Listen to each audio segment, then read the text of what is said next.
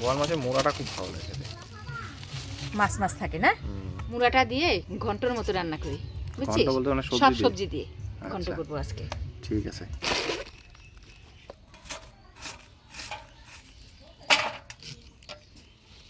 একটা বেগুন দিব। 5 মিশালি সবজি তো হয়েই গেল গো। 4টা দিছো, আরেকটা দিবে না মটরশুঁটি? মটরশুঁটি দিব। তাহলে তো হয়ে গেল 5 মিশালি। মটরশুঁটি দিলে 5 মিশালি হয়ে যাবে। এবার মাছের মুড়াগুলো ভেজে নিব। মুড়াগুলো ভেজে নিলাম।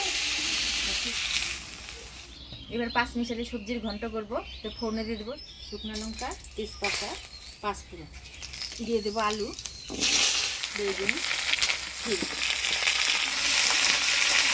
লবণ, হলুদ, জিরা বাটা, দিয়ে দেবো আদা বাটা।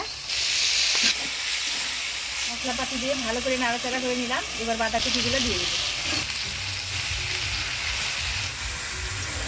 দিয়ে দেবো মটরশুঁটি আর কাঁচা লঙ্কা। এবার এর মধ্যে মাছের মুড়াটাও দিয়ে নাড়াচাড়া করে ঢাকা দিয়ে দেবো।